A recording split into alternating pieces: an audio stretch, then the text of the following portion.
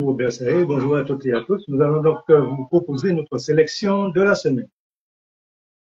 Nous avons retenu pour vous la solidarité avec la résistance palestinienne, communiqué conjoint du CNCP et du PKS. Mobilisation au lycée Joseph Pernock du Lorrain. La pharmacie de Grand Village remporte la victoire. Parlons des EIG, des effets indésirables graves du garde d'asile, un vaccin anti-HPV. Solidarité avec la résistance palestinienne, communiqué conjoint du CNCP et du PKS. Le communiqué commence par une citation de Karl Marx. Un peuple qui en opprime un autre ne peut pas être libre. Depuis 75 ans, les sionistes imposent aux Palestiniens et Palestiniennes un odieux système colonial d'apartheid en violation flagrante du droit international, en négation totale des droits imprescriptibles du peuple palestinien. Les affrontements actuels entre les combattants de la résistance palestinienne et l'armée israélienne d'occupation sont la conséquence de la caution permanente et inconditionnelle des puissances impérialistes comme les États-Unis, la France, le Royaume-Uni, qui depuis un siècle soutiennent les sionistes et leurs agissements qui se traduisent par des crimes de guerre, des crimes contre l'humanité, jamais jugés, jamais condamnés. L'État sioniste d'Israël agit illégalement en toute impunité. Il n'a jamais respecté une seule décision de l'ONU et il n'a jamais été sanctionné. Tant qu'Israël voudra s'imposer comme État juif, tant que ne cessera pas la colonisation, l'expropriation des terres palestiniennes, la destruction des maisons, la répression cynique, les arrestations, les emprisonnements, y compris d'enfants, sans jugement, la confiscation des biens, les colonies de peuplement, etc., tant qu'il continuera d'enfermer tout un peuple dans des conditions inhumaines et de maintenir Gaza comme une véritable prison à ciel ouvert, avec un blocus total implacable depuis 2007, la population israélienne ne pourra pas vivre en paix ni être libre. En Palestine, il y a un peuple autochtone, le peuple palestinien, victime d'une occupation coloniale exercée par un État sioniste totalitaire oppresseur dirigé par des racistes suprémacistes. Nous saluons chaleureusement la résistance palestinienne exemplaire et le courage de ses combattants. La puissance de l'attaque contre les infrastructures militaires de l'occupant et la défaite infligée aux occupants israéliens à leur service de renseignement mettent fortement à mal le mythe de l'invincibilité d'Israël. Comme l'écran majorité de ceux qui soutiennent la lutte du peuple palestinien dans le monde, nous déplorons la mort des civils israéliens. Nous nous indignons de l'instrumentalisation de cette tragédie par l'État criminel d'Israël et ses complices occidentaux, dont les mains sont pleines de sang des milliers de victimes civiles palestiniennes qu'ils assassinent depuis des décennies. Face à la malfaisance des sionistes, des colonialistes, des impérialistes, les peuples du monde doivent opposer une résistance pour affirmer leur dignité, conquérir leur liberté et affirmer leur solidarité internationale. Notre solidarité est celle d'un peuple colonisé à un autre peuple colonisé, tous deux subissant la négation de leurs droits fondamentaux à l'autodétermination, à l'indépendance, à la souveraineté. Halte à la barbarie de l'occupation en Palestine. Honte à la complicité des États-Unis, de l'Union européenne et de la France avec l'État terroriste d'Israël. Martinique, Palestine, solidarité. Communiqué signé du CNCP et du PKS. Mobilisation au lycée Joseph Pernock du Lorrain. Les élèves du lycée Joseph Pernock au Lorrain se sont mobilisés depuis le mardi 10 octobre afin de protester contre les mauvaises conditions d'études dans leur lycée. Ils dénoncent la vétusté des bâtiments, les inondations de salles en période de pluie, l'insuffisance et le dysfonctionnement de distributeurs d'eau, alors que la Martinique subit des épisodes de chaleur intense, voire caniculaire. Ils renforcent ainsi la mobilisation des enseignants qui a débuté depuis la semaine dernière pour dénoncer les mauvaises conditions de travail. Suite à ces mobilisations, la communauté scolaire a été reçue en délégation et a obtenu entre autres l'installation de nouvelles fontaines à eau et de brasseurs d'air ainsi que la climatisation de certaines salles. Une réunion est prévue en novembre prochain afin de faire le point sur l'avancée des travaux. La pharmacie de Grand Village remporte la victoire. La pharmacie de Grand Village, dirigée par Damien Dudognon, est installée depuis une quarantaine d'années à Grand Village dans le quartier Terreville-Achelche. En 2019, souhaitant assurer un meilleur accueil à la patientèle, le pharmacien projette de s'établir au centre médical Jean-Louis Lala, qui se trouve à quelques centaines de mètres en contrebas de son officine. Afin de réaliser les travaux que nécessite ce projet, il demande et obtient de l'ARS, l'Agence régionale de santé, une autorisation de transfert valable 2 ans.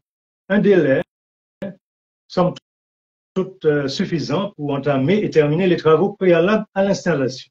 Cependant, les difficultés nées de la période épidémique de COVID-19 font que ces travaux prennent du retard et que les nouveaux locaux ne sont pas prêts à l'issue de la période des 2 ans.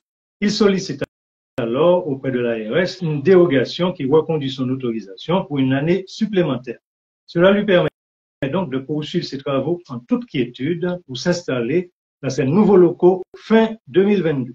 Mais en décembre 2022, 2 mois à peine après son installation, le pharmacien est obligé de réintégrer ses anciens locaux suite à l'opposition de la pharmacie Lafayette située au haut de Terreville. Cette affaire a suscité une vive émotion dans le quartier et a provoqué l'indignation des habitants qui s'étaient réunis pour organiser la mobilisation. Au cours de cette réunion, les pharmaciens ont témoigné être en procès avec cette même pharmacie qui les avait contraints à fermer. À chaque fois, elle le fait pour ne pas avoir de concurrence, avait déclaré l'un d'eux. Toutefois, la pharmacie de Grand Village a décidé de ne pas se laisser faire et de faire appel à la décision du tribunal administratif auprès de la cour d'appel de Bordeaux. Cette semaine, c'était jeudi 12 octobre, la cour d'appel a rendu sa décision. Elle a débouté la pharmacie Lafayette et a donné gain de cause à la pharmacie de Grand Village qui pourra ainsi réintégrer ses nouveaux locaux. Cette affaire pointe du doigt le glissement que s'est opéré dans les relations entre professionnels de santé et patients.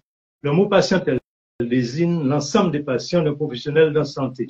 Ce mot est préféré à clientèle pour bien signifier et souligner que dans la relation professionnelle de santé-patient, ce sont les soins qui priment sur le mercantilisme. Parlons des EIG, des effets indésirables graves du garde-asile, un vaccin anti-HPV. Les infections au papillomavirus humain peuvent évoluer en cancer. Chez la femme, ce sont les cancers du col de l'utérus, de la vulve, du vagin, de l'anus et de la sphère ORL. Chez l'homme, ce sont les cancers de l'anus, du pénis et de la sphère ORL.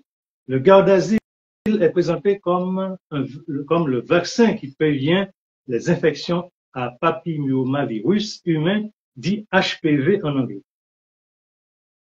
L'EMA, l'Agence européenne des médicaments, déclare à propos du Gardasil qu'il peut provoquer la syncope qui est une perte de connaissance, l'encéphalite aiguë disséminée, c'est-à-dire l'inflammation du système nerveux central, le syndrome de Guillain-Barré, une maladie auto-immune inflammatoire aiguë du système nerveux périphérique qui se manifeste brutalement par une faiblesse musculaire qui prédomine dans les régions proximales des membres, pouvant s'accroître jusqu'à la paralysie. La FDA, quant à elle, l'Agence fédérale américaine des produits alimentaires et médicamenteux, soutient qu'en plus des EIG précédents, sans être exhaustif, le Gardasil peut aussi causer la maladie du motoneurone, la maladie du motoneurone, qui est un trouble neurodégénératif, la pancréatite, l'embolie pulmonaire, les maladies auto-immunes, la myélite transverse, qui est un syndrome neurologique traduisant une inflammation de la moelle épinière, ou bien tout simplement la mort. La mortalité du Gardasil est de 13,3 pour 10 000, alors que la mortalité attendue est de 2 à 5 pour 10 000 pour les moins de 20 ans en France. Pire encore, la mortalité du Gardasil est près de 80 fois supérieure à la mortalité du cancer qu'il est censé prévenir. Mortalité qui, elle, est de 0,17 pour 10 000 chez les plus de 50 ans. Selon Santé publique France, les cancers liés uniquement au HPV, cancer du pénis et de l'anus, ne causent pas de mort. Les agences du médicament des États-Unis et de l'Europe n'ont pas étudié les effets du Gardasil sur la fertilité. Le polysorbate 80, l'un des ingrédients du vaccin, est connu pour causer des dommages aux ovaires, quelle que soit la dose injectée. Le borax, un autre ingrédient du Gardasil, est reconnu comme toxique pour la reproduction et le fœtus. L'adjuvant aluminique entrant dans la composition du Gardasil est neurotoxique, cancérigène et mutagène. Les agences du médicament européennes et états-uniennes n'ont pas non plus étudié la mortalité du Gardasil avec la mortalité normale, entre guillemets, attendue. Cependant, il existe de par le monde de nombreux témoignages d'insuffisance ovarienne conduisant à une ménopause précoce, une ovarite auto-immune. Il existe également de nombreux témoignages et des cas de décès documentés causés par le Gardasil. Les rapporteurs de l'EMA ont noté l'apparition de 5 cas de leucémie, le cancer du sein, durant les essais cliniques, dont 3 sont apparus chez des jeunes filles de moins de 20 ans. Le glissement mercantile souligné plus haut s'effectue aussi à grande échelle au niveau des laboratoires avec des sommes beaucoup plus importantes en jeu puisqu'elles se chiffrent à des milliards de dollars ou d'euros.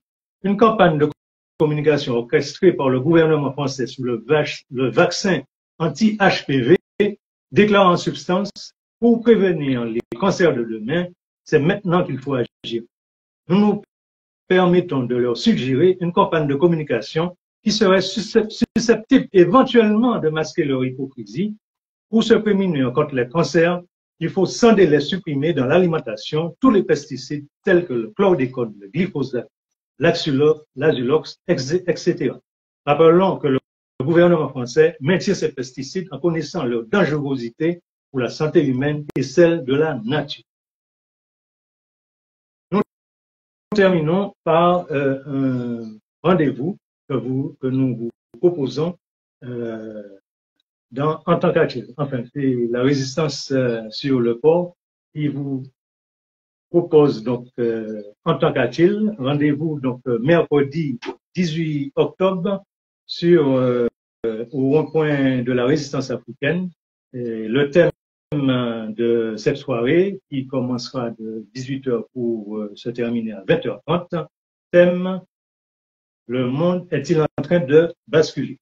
Guerre entre les occupants israéliens et palestiniens, guerre en Ukraine, détricotage de la France-Afrique, déstabilisation d'Haïti, renforcement des BRICS. Nous rappelons le rendez-vous mercredi prochain, mercredi 18 octobre, et sur le rond-point de la présence africaine, avec donc en tant qu'actif, entre 18h et 20h30. Merci. Nous terminons donc notre séance d'information par notre petit parole fondoc. L'ignorance mène toujours à la servitude. Il faut donc que nous soyons vigilants pour rester bien informés et éviter d'être manipulés. Nous devons pour cela compléter notre information en utilisant et en enrichissant les médias alternatifs. Consultons gratuitement le journal en ligne des comités populaires, le journal Gikambout, que nous pouvons télécharger depuis la web TV www.gikambout.tv.com.